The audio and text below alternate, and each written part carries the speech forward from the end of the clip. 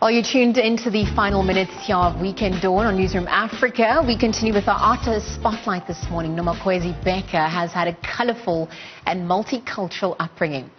Born to an artistic South African-German couple and fluent in English, German and Zulu, her ability to use language has been nurtured from an early age. Becker began acting professionally in stage productions in 2015, having also written and later adapted a play entitled When Coasts Meet. Now, the collaborative piece explores Becker's experience as a mixed-race woman navigating identity in a world drawn to binaries that does not acknowledge those occupying the spaces in between them. Nomakhwezi Becker joins us in Artist Spotlight today ahead of the virtual Poetry Africa International Festival taking place between the 12th and the 17th of October. Nomakhwezi, a very good morning. Thank you very much for joining us here on Weekend Dawn. I mean, just looking at your journey as an artist, referencing When Coasts Meet, which was your work, reflecting some of the pertinent issues that you wanted to explore. How is this reflected in that body of work? Good morning. Firstly, thank you so much for having me. Such a pleasure. I wrote When Coasts Meet in honors. It was an honors piece that I directed, and it was initially for 4 people. And then my research supervisor later said, let's collaborate, let's rewrite, let's make this a one-woman show. And we wanted to explore the ideas of water, because what happens when 2 countries meet, like my mother and my father, I happen, the ocean happens. Right? The meeting of those continents is through the ocean. That's how you touch each continent. And so we worked with the water, with how it moves, with how it's always different.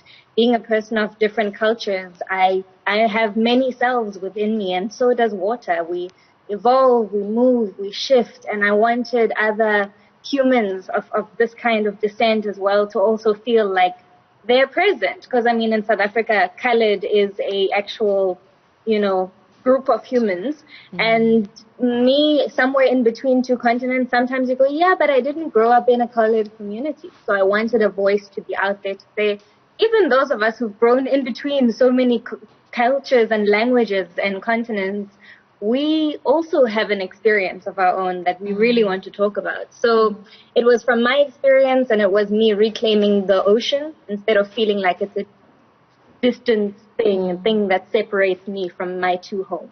I mean, it definitely speaks to narratives and redefining narratives, based on what it means for us, not inherited notions that many of us unconsciously subscribe to without even thinking about it.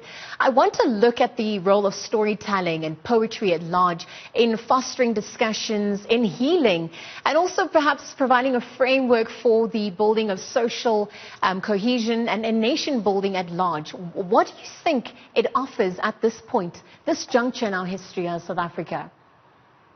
I think storytelling and these kinds of narratives have always been important. I don't think it's always evolving, because we as human beings are evolving. But I think the only way to remind ourselves that your voice is relevant, the only way to teach ourselves about other people's voices, the only way to keep growing our narratives and ourselves and our stories as nations and learning about our histories in order to move forward and imagining new futures as well, because story does that too. Without imagining what could be, there's no way to move forward. And so I think that's what story means to me in whatever shape or form, whether it's art, whether it's written, whether it's performed, whether it's storytelling, in all kinds of ways. So that's what it means. It's imagining, it's relearning, it's re-remembering. And on the back of that, I mean, we've seen the Poetry Africa International Festival is taking place for the 24th year, virtually this time due to the COVID-19 pandemic. But looking at what the platform offers, the lineup, the program, and perhaps what, emerging artists can also gain from it. What are your expectations ahead of the festival this time round? I mean, the Poetry Festival and I are the same age, so for me it's a big deal. It's a big deal to be on the lineup. I'm like, yay, happy birthday.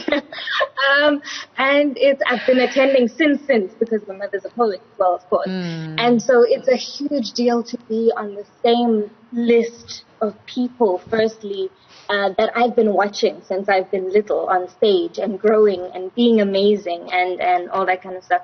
And it's so beautiful to see the young and the old in the same list, and their voices coming through in the same space and being able to share those intergenerational conversations. I think that's going to be significant, especially in this digital age.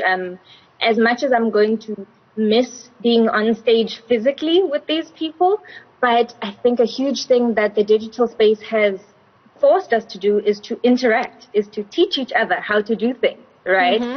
Is to teach each other how to get onto the internet, how to interact through the internet. And I think that's going to be quite an interesting conversation that will be done through the poetry, merging these voices, because we've never been separate. There became a narrative that young and older people should be separate. I don't know when that started. It's a beautiful thing to hear each other, to learn from each other, to see the world through each other's eyes. And so I think speaking of that merging, Nomakhwezi, I mean, you've spoken about the importance of language, culture, and just the movement at large. I want to know from you, in terms of the evolution of the festival and its use of South African indigenous languages, just off the back of Heritage Day that we celebrated last month. I mean, what does it look like in terms of its reflection at the festival 24 years later? Right. Well, we're going to have people speaking their indigenous languages, which is the first most significant thing for me. I know several of the poets speak their own languages that they want to express themselves in, which is a huge deal after language has been pushed aside for quite some time, and there's been these singular languages that we've used. But even those of us who write in English, we are finding ways to speak from our cultures, from our languages, through that language, through the English language, which is quite fascinating. We're finding ways to include rhythm. We're finding ways to include song. We're finding ways to include all these things that make us who we are from our homes. And wherever home is, whether it's Africa, whether it's Ukraine, wherever these many people are coming from, Sudan, it's these special little things that are going to come through, and I think that's going to be such a gem, because heritage is more than just dressing up, right?